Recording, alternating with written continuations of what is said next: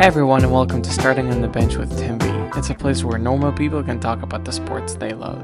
And on today's topic, I want to really dive into different episodes of The Last Dance, my honest opinions.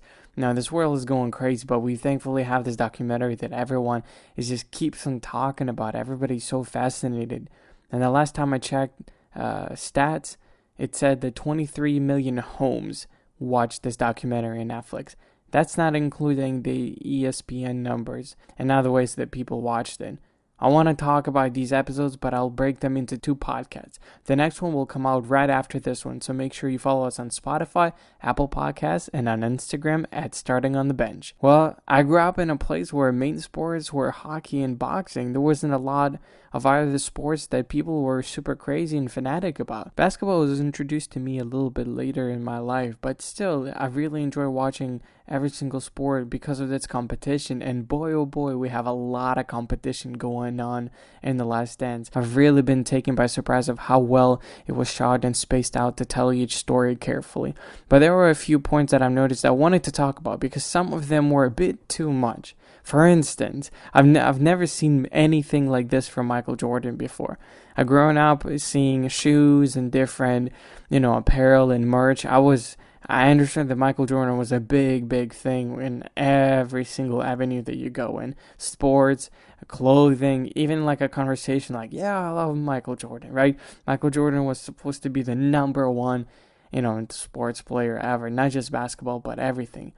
So I've never seen so much footage of him. At the same time, from articles that I've read, Michael was afraid that all of these things will be misleading. So somebody will misrepresent his point of view or it would not tell the right story. But the guy who did it, Jason, I can't remember his last name, but this guy absolutely, it was a terrific. He was the director and they had a group of well-crafted editors, pun intended.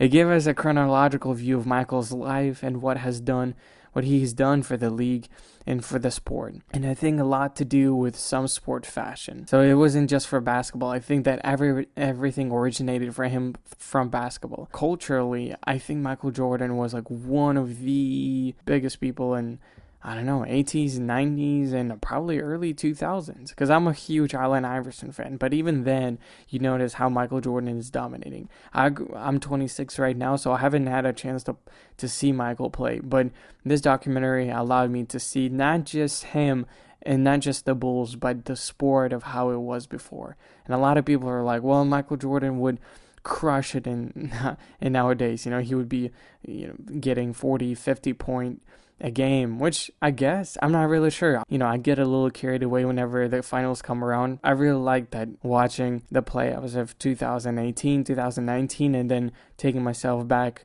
to the 90s and 80s of the playoffs. First episode, I gave us a little glimpse of how crazy people were for the Bulls and the basketball. Jerry Krause and the owner, that was something that I've never really thought or seen before, so it was really nice to finally get to know who was behind Michael Jordan and Scottie Pippen and Dennis Rodman and all those people.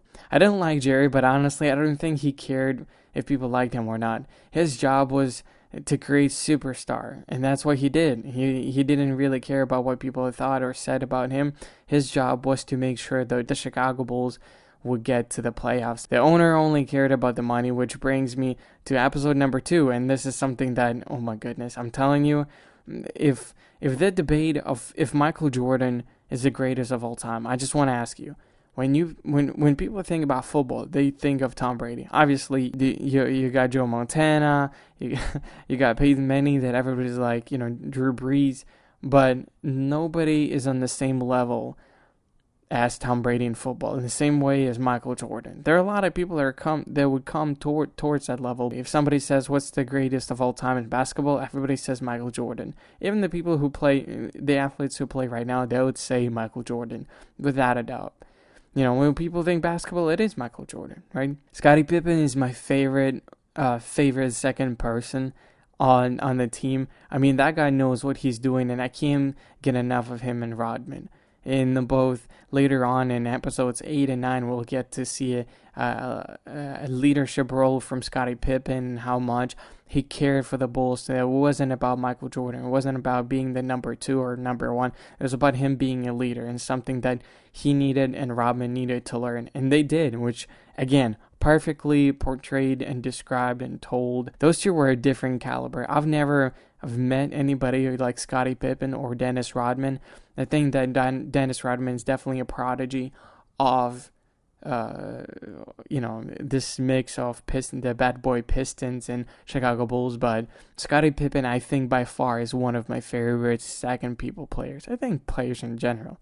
I watched some of the games from the 90s and I really enjoyed every bit of it. Actually, a friend that I'm hoping to have on this podcast, he talked about how before watching any big games in the playoffs and in the finals, he was so involved in watching the whole game before actually watching the Last Dance episode. So it was really nice. And on top of that, I've heard of Bob Costas, and I've heard about him being one of the golden voices for interviews or talking about sports. So Bob Costas, what up, man? Hit me up. What's good?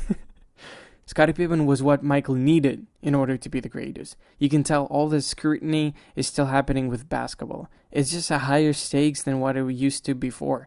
When everybody was complaining that Scottie Pippen didn't get the right contract or he didn't feel like following what Jerry Krause wanted him to do, he was protecting himself. Obviously, it's a money sport, and basketball is just becoming more and more into that lane of let me protect my family, let me protect myself, and then I'll protect the teammates. And those players, those athletes, they think that in order for them to win championship, they have to make sure that they are investing in those players, those 5 guys on the court. Then definitely from an analytical point of view, with Toronto Raptors, that Kawhi Leonard was intentionally following the idea that, if you traded me, fine, that's good. I will win championship for the Toronto. I will prove that I'm one of the best. So I think that that's something that Scottie Pippen was really portraying, that it's not about Michael Jordan coming back and then being the two. Michael was Michael, and Scottie Pippen made sure that people remember him by, specifically for these characters, of being the best number 2. Pippen came into basketball just from shooting hoops. They found that talent in him, and Michael was helping them develop it. So I think that both those two were definitely hand in hand necessary. I'll have my room search every interview and sports talk, and that had Pippen in it. I didn't go looking for more Jordan. I needed more Scottie Pippen, and I think that if compared myself to somebody, it would be Scottie. If I ever be like, what kind of NBA athlete I would be, I think it would be Scottie Pippen. And that's something that, as we continued watching, them developing the story in the 3rd and 4th and 5th episode, you can tell that, Dennis Rodman was just like a few steps behind Scottie, right? And he's a pure example of what some players are feeling and hiding right nowadays, where, show all the necessary aspects from which many athletes suffer. When you get so much attention all of a sudden and too many people tell you how to be, and what to think, you fall off the right path, and then you get influenced by all the negative attention, scrutiny, people, money, fame. Again, just like Scottie Pippen, I went to see all of the interviews that had Dennis in them as well. Truth be told, Rodman was above basketball. I've never seen that before. He needed discipline, and he wanted to have a father figure in his life, and I think that's what he found in Michael Jordan. A lot of athletes right now are searching for that. Rest in paradise. Kobe was a lot of things to people. He wasn't just an athlete or a competitor. He was a father figure, he was a mentor, and he was a person that everybody looked up to and be like, I'm going to be like Kobe one day. Not like Michael Jordan, but like Kobe one day. People gave Rodman a chance, and I think that's what Phil Jackson saw in him. Dennis knew how to read the room before any Bulls knew how to defend. That was something that's interesting whenever the interviewer, and I think it was Phil Jackson, said that, Michael recognized that Scottie is great, but Rodman is somebody that they're not able to be, and therefore they needed him on the team. And hearing the intellect behind Rodman and the way the guy thinks and understands and reads the play and reads the room, and he was perfect on the defense. right? Jordan would call out people for their faults and mistakes, not to shame them, but to make them better. And this is a side of him I've never seen before. Michael will spend a lot of time pushing his team on practices and actually during the plays, and Rodman invited that challenge, and I think that's what made Rodman even a bigger star. That while Scotty was gone, and trying to got a surgery and all of that, then I think that Michael and Rodman, they created this chemistry that, again, I went back to watch them play together, and even though it wasn't a high definition video, you still could really feel the room and see how they're playing, that it's a team, it's an actual team, not just superstar individuals. Which, by the way, brings me to a full statement that I want to say is screw Pistons. They were jerks. They were total jerks. I can't express how much I dislike the Pistons and Isaiah Thomas. And it was something that, you can go ahead and watch. I think it's episode 4 where Isaiah Thomas is finding excuses and figuring out, like, losing to Chicago Bulls and, we didn't shake hands and all of that. It was just Isaiah Thomas. Until this day, they interviewed him recently, like a couple of years ago, because this project has been like a couple of years in the making. I felt like they did the right thing, interviewing Isaiah Thomas and portraying and kind of like getting Michael Jordan's view on this. So I really like that one, because it's like Pistons, obviously they did so much worse things than just playing dirty basketball. And so this interview with him and going back to Michael Jordan and then Phil Jackson and between the three of them, it was so funny. You know what? I'm gonna make this statement. Pistons are the modern version of Stephen A. Smith. That should be enough. That's it. Isaiah Thomas is the modern version of Stephen A. Smith. That's what it is. A lot of talk, a lot of smoke, but at the end of the day, it's like, what are you saying? What are you doing? Like, don't just. And then at the end of the 5th episode, I was thinking, it was a lot of bring back memories of different players, including Kobe, which, we missed his face. What a legend. My game does all the talking. Everything that outside of basketball was because of the ball game and decisions that Michael did. And Kobe was just trying to not just portray it, but learn from it and be his own person. This is something that, it was good, because Michael Jordan set such an example of what a competitor has to be. And Kobe was just not just copying, he was bringing his own mix to it with the Lakers, with Phil Jackson, and with creating his own pathway. And, Kobe, he's a person that I absolutely would love to hear him comment on different games, which I think that he does in ESPN Plus. He does these details of different players, and I'm looking forward to watching some of them. And speaking of that, Magic Johnson was commenting games before. I didn't know that. I thought he was just a superstar NBA, and then all of a sudden he owns like 90% of the Lakers, which isn't true, but it just felt like he acted with such grace, and everybody's like, oh my gosh, Magic Johnson is so cool. But can we have Magic Johnson do interviews or just talk about anything, like bread and toasted bread or something like that? I don't know. I would love to hear him comment different games and be a part of it. I can't get enough of his voice. That is something that I'm looking forward to hearing again. The organization is great.